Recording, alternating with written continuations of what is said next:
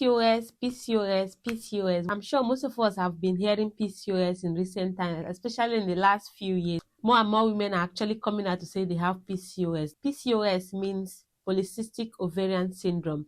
Now, why is it considered a syndrome? It is because it is made up of several signs and symptoms that come together to actually give it what it is.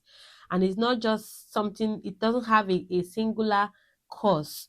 So it's like some of these signs and symptoms, one thing will lead to another, and then it will lead to another and lead back to the first thing. So now what happens is, first of all, there is a hormonal imbalance. There is luteinizing hormone and follicle stimulating hormone. Basically, what these two hormones does is that they come together every month. They help the one ovary to mature, release, you menstruate, or you get pregnant. That's a normal thing that will happen every month. Now, in PCOS, the luteinizing hormone becomes way higher than the follicle stimulating hormone. Instead of the ovary maturing, there is like a cyst formed around the ovaries, which means the person is now able to menstruate regularly and they are not also ovulating regularly. So that is one symptom you will see in PCOS: irregular menstruation and irregular ovulation. Another sign that you will see in PCOS is insulin resistance.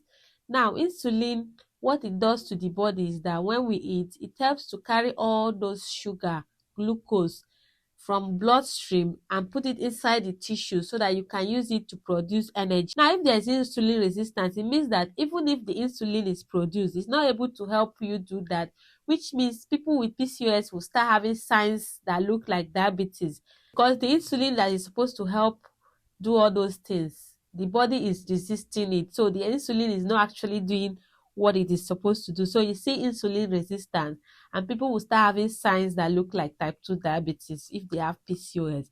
Another thing that will now further happen with insulin resistance is that the male hormones called androgen will also go through the roof. They will increase. And if they increase, women will start seeing all those signs where you see women growing hairs on their faces and so many other places where men would normally grow their hair. That is another sign you see with PCOS. And because also there is insulin resistance, these women will gain more weight. So that is another thing you see. So you see weight gain, you see all those hairs growing everywhere on their faces and everywhere. You see all of that.